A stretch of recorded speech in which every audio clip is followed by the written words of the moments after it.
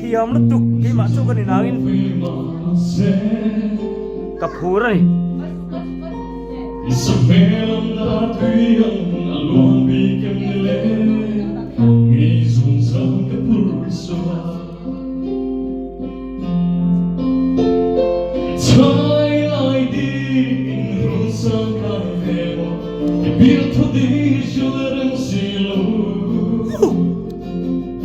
cô thả xe có hụt tuốt chặt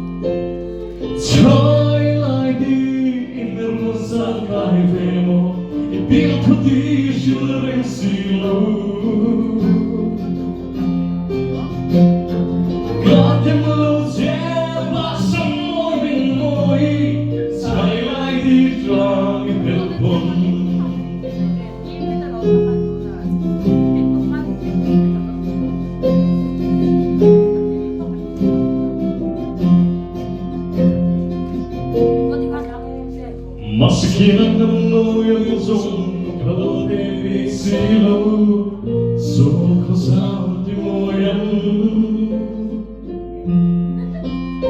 so di lubul so selin tiyam na ru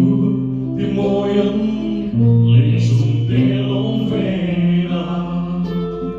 Kasi patuloy ng pibere Try like it in the rusa kai vemo Ipia to di shilem silo Gadem lo te basam moy min moy Try like the drang in belpon Apa luang tak Gadem lo te basam moy min moy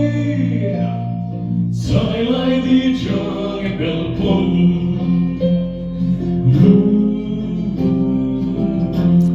Các vẫn khăm lâu tắc em môi tục